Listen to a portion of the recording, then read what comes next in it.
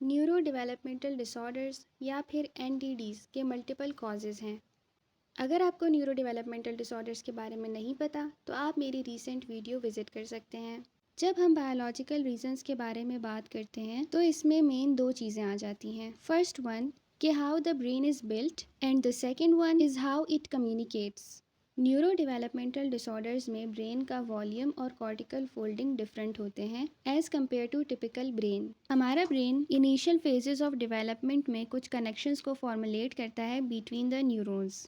With the passage of time important connections consolidate हो जाते हैं और ऐसे कनेक्शंस जो कि अननेसेसरी थे वो रिड्यूस हो जाते हैं और इसे हम कहते हैं न्यूरल प्रूनिंग। पर जब हम ऑटिज्म स्पेक्ट्रम डिसऑर्डर में देखते हैं तो it's one of biological cause is कि इनिशियली ब्रेन ओवरग्रो कर जाता है और प्रोसेस ऑफ प्रूनिंग काफ़ी कम होता है, यानी अननेसेसरी कनेक्शंस रिमूव नहीं होते या फिर स्टैंडर्ड रेट के साथ वो मैच नहीं करते।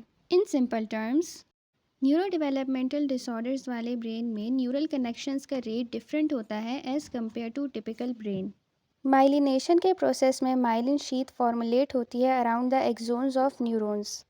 ये electrical signal transmission between the neurons को इजी बनाती है या फास्ट बनाती है। माइलिनेशन का भी एक स्पेसिफिक पेस होता है। न्यूरो डेवलपमेंटल डिसऑर्डर्स जैसे कि ऑटिज्म स्पेक्ट्रम डिसऑर्डर में जो रिसर्चेस एनिमल मॉडल्स के ऊपर कंडक्ट की गई थी उनमें दो पॉसिबिलिटीज सामने आई।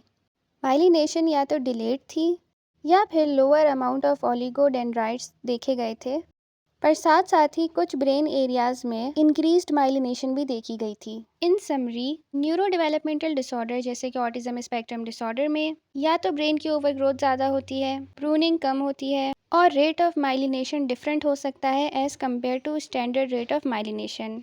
बाकी कॉजेज़ हम अपकमिंग वीडियोज़ में डिस्कस करेंगे।